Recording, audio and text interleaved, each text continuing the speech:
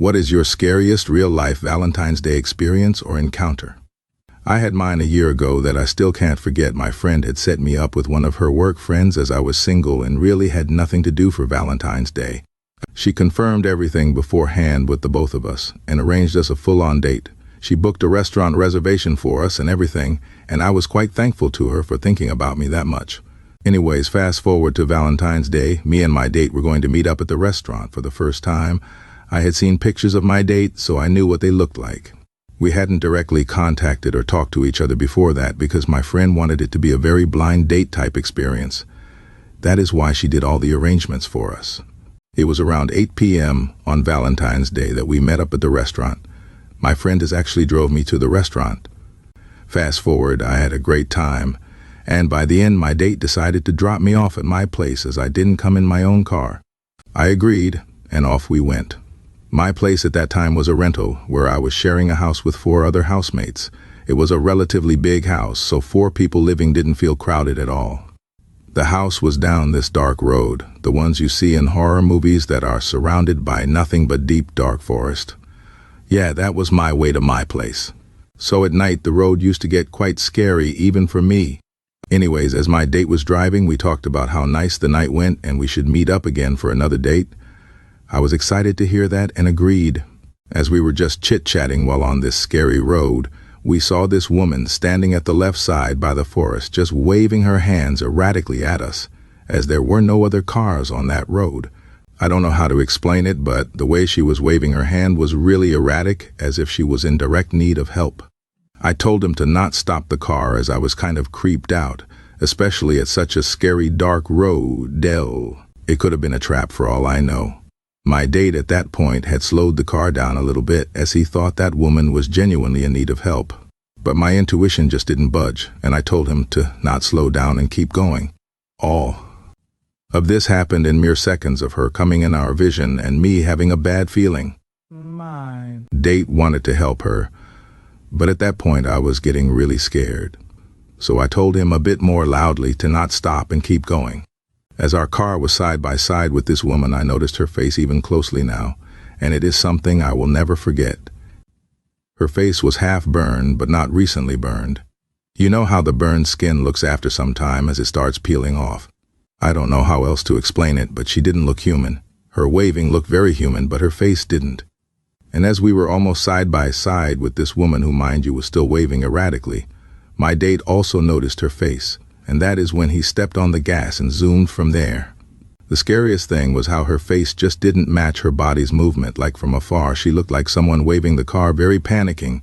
But when we noticed her face, even when we were right next to her, her face looked expressionless and not panicky, but she still didn't stop her waving even when we sped up. I still remember looking back through the mirror, and she still was waving to us until she vanished from our sight. You know, when you have bad feeling about something in your gut, you should listen to it.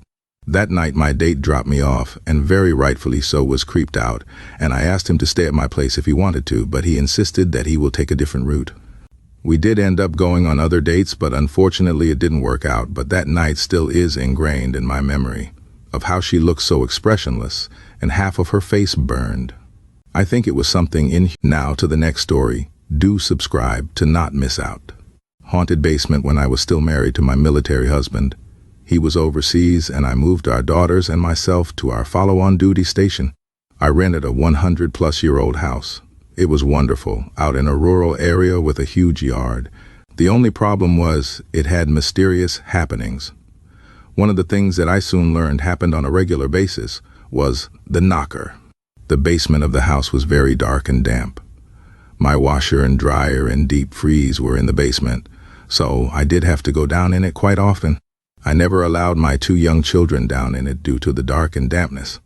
The only entrance to the basement was a door located in the kitchen. It happened to be right next to the back door, which was also in the kitchen.